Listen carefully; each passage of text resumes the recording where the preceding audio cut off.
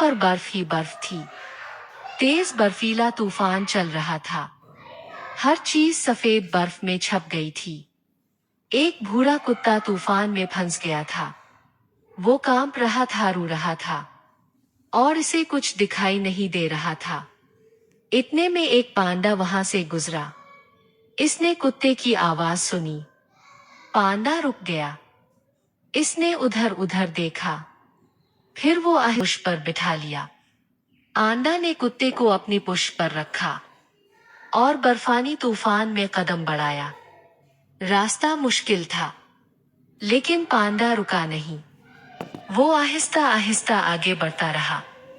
आखिरकार वो एक महफूज जगह पर पहुंच गए। पांडा ने कुत्ते को नीचे उतारा। कुत्ता थोड़ा सा ठीक हो चुका था।